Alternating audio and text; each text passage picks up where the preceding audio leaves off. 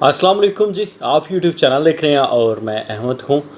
लाहौर जौहर town में जो धमाका हुआ था उसके मुलज़मान जो हैं वो पकड़े गए हैं, और वो कौन है और उनका ताल्लुक़ किसके साथ है, इस पर डिटेल से बात करूँगा। इसके साथ ही इंडिया में भी एक धमाका हुआ है, ड्रोन हमले हुए हैं, बल्कि 2 ड्रोन हमले हुए हैं और ये के बाद दीगर हुए हैं। उस पर डिटेल से बात करते हैं कि वो किसने करवाए और उनके पीछे किनका हाथ है। तो शुरू में करता हूँ पहली अपनी जो मेन ख़बर है हमारी, कि लाहौर जौहर टाउन में जिन लोगों ने धमाका करवाया वो मुलज़मान जो हैं वो सारे के सारे पकड़े गए हैं।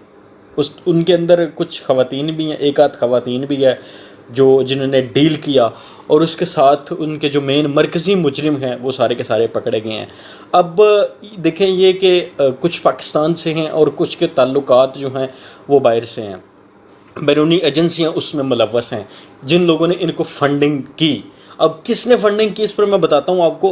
पहले नंबर पर तो ये कि जहाँ से उन्होंने गाड़ी वो ख़रीदी, ब्लैक कलर की वो जो कार थी वो ख़रीदी, फिर ख़रीदने वाला बंदा और है, फिर जो लेके आ रहा है उस गाड़ी को वहाँ पर खड़ा करके जा रहा है वो बंदा और है, और इसके साथ ही वहाँ पर जिस बंदे ने रैकी की वहाँ की कि एरिया क्लियर है, आप लोग आ जाओ, जो गाड़ी लेके आ रहा था, अब वो बंदा अलग है।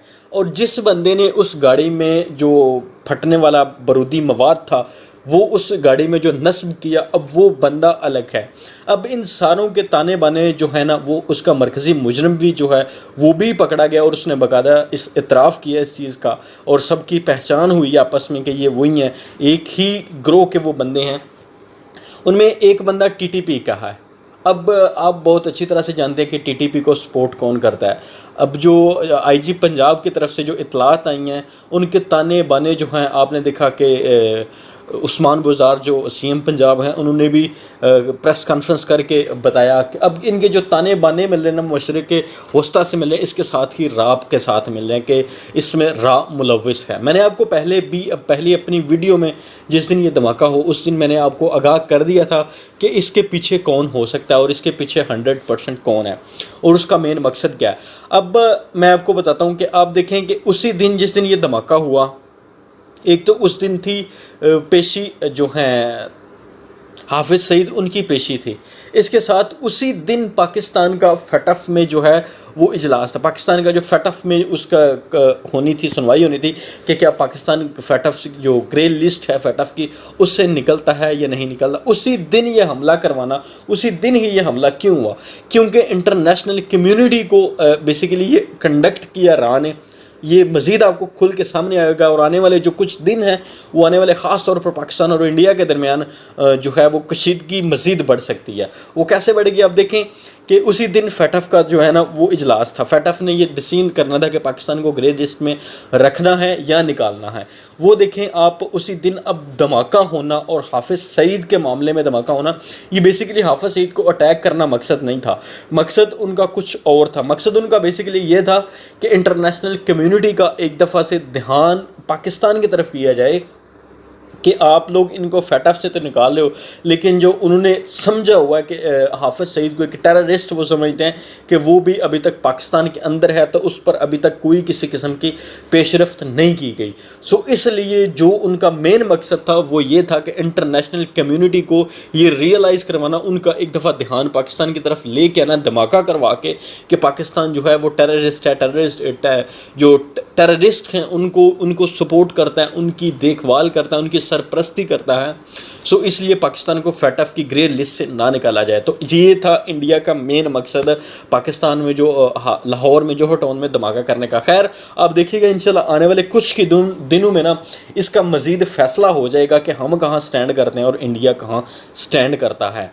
क्योंकि आप देखिएगा कि जो मज़ीद हक़ाइक़ के सामने आ रहे हैं ना, ऑलमोस्ट कुछ तो मशरिक़ वस्ता से, और जो 100% है ना वो रा इसमें मुलव्विस नज़र आ रहा है, और जो हक़ाइक़ हैं, जो सबूत मिल रहे हैं वो डायरेक्टली रा को लिंक करते हैं, क्योंकि फ़ंडिंग जो हुई वो रा की तरफ से हुई। आपने देखा कि एक दफ़ा अजीत डोवल ने अपने बयान में कहा था कि हमने कुछ मर्सनरीज़ पाकिस्तान में ख़रीदनी है, हमने सिर्फ उनको फंडिंग करनी है, उनको सिर्फ पैसा देना है, बाकी काम उन्होंने खुद करना है। बस मर्सनरीज़ कौन होते हैं? ख़रीदे हुए लोग। बारोड विद आपने देखा होगा कि किल विद बारोड नाइफ, मतलब कि आपने کچھ ایسے لوگ خریدنے ہیں جنہوں نے ایکٹیویٹی کرنی ہے. وہ خود تو نہیں کریں گے لیکن خریدے ہوئے لوگ ان کے ٹٹو جو ہیں وہ ایکٹیویٹی کریں گے. اسی طرح آپ دیکھیں یہ ایک پارٹ ہوتا ہے 5th جنریشن وارفیئر کا کہ آپ نے ڈائریکٹلی تو کسی ملک پر حملہ نہیں کرنا لیکن آپ نے نان اسٹیٹ ایکٹرز جو یہ تھے. اب جو بندہ ایک پکڑا گیا وہ کراچی کا بندہ ہے, ان کا نام بھی آپ دیکھیے گا فوٹوز میں, آپ کو فوٹیج سامنے میڈیا پہ نظر آئیں گی, آپ گوگل پر بھی سرچ کر سکتے ہیں. اب وہ بندہ کراچی کا ہے, ان کو کہاں سے خریدا گیا, کیسے خریدا. اب ایک بندہ جو ہے اس کی تاریخ پیدائش جو ہے وہ پیدا جو انڈیا کے پنجاب میں ہو رہا ہے لیکن وہ آ کے ادھر رہ رہا ہے, گشت کر رہا ہے, وہ KPK میں کر رہا ہے. کیوں؟ اس کے ساتھ ہی ایک بندہ TTP کا. اب یہ پتہ چلوایا جائے گا کہ TTP کا وہ بندہ پاکستان میں کیسے آیا اور کس مقصد کے لیے آیا. اب ان لوگوں کو فنڈنگ کس نے کی یہ بھی آپ کو کچھ ہی دنوں میں مزید حقائق سامنے آئیں گے. جو IG پنجاب ہے انہوں نے کہا تھا کہ ہم آلموسٹ ایک ہی دن میں تحقیق ہماری آلموسٹ کمپلیٹ ہو چکی تھی اور دوسرے ہی دن ہم نے پلان بنا لیا تھا ان کو گرفتار کرنے کا. وہ گاڑی بھی پکڑی گئی, پہلے گاڑی کس جگہ پہ گئی, کس جگہ سے گاڑی خریدی گئی, اس کا پہلا مالک کون تھا, کس اور کتنے پیسوں میں وہ گاڑی خریدی گئی, پھر کون اس گاڑی کو لے کے آیا وہ الگ بندہ تھا, پھر جس نے اس میں مواد نصب کیا وہ ایک اور بندہ تھا, پھر جو جوہر ٹاؤن میں وہ گاڑی لے کے آ رہا ہے وہ ایک اور بندہ ہے, پھر یہاں پہ ریکی کس نے کی یہ اور بندہ ہے. اس میں آلموسٹ 10 سے 15 لوگ ملوث تھے اس دھماکے میں, یعنی کہ 10 سے 15 لوگ انڈیا نے خریدے تھے پاکستان میں یہ ایک ایکٹیویٹی کروانے کے لیے. اس کے ساتھ ہی بڑھتا ہوں میں اپنی ایک اگلی خبر پر. آپ دیکھیں ایک سائڈ پر تو انڈیا پاکستان میں ایکٹیویٹی کروا رہے ہو اور آئے دن جو ہے کروانے کی کوشش کرتا رہتا ہے. اس کے ساتھ ہی اب انڈیا نے یہاں تو یہ ایک فالس فلیگ سمجھ لیں کہ انڈیا میں اپنے ہی ملک میں 2 ڈرون حملے ہوتے ہیں اور 6 پروں والا ڈرون ہے جو آ کے حملے کرتا ہے, اور ان یکے بعد دیگر جو ڈرون حملے ہوئے ہیں ان میں 5 منٹ کا فرق ہے. مطلب 5 منٹ ٹوٹل ٹائم تھا جس میں یہ ڈرون آیا, 2 اٹیک کر کے چلا گیا اور 2 حملے کر کے چلا گیا, اور ان سے وہ ڈرون حملے نہیں پکڑے گئے.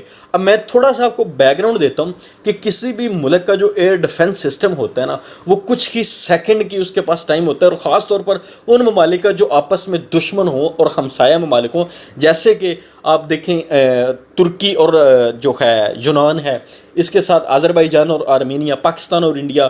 تو جو ممالک ہوتے ہیں نا ان کا ایئر ڈیفنس اتنا اسٹرانگ ہوتا ہے کہ کچھ ہی سیکنڈ میں وہ ایکٹیو ہو جاتا ہے.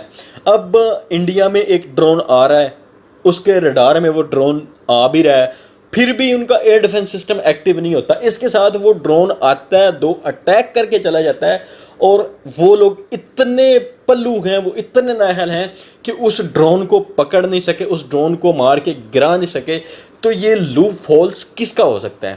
یہ انڈیا کے ایئر ڈیفنس سسٹم پر منہ میں تماچا ایک خرید تو وہ رافل رہے ہیں. یہ خود ان کی اپنے میڈیا سوال اٹھا رہا ہے کہ 5 منٹ کے پورا ڈیوریشن جو ہے وہ 5 منٹ کے اندر یکے بعد دیگر 2 دھماکے ہوتے ہیں. ان کے ایئر ڈیفنس سسٹم میں کوئی چیز ڈرون داخل ہوتا ہے, وہ آ کے دھماکہ کرتا ہے, لیکن یہ اس کو پکڑ نہیں سکتے.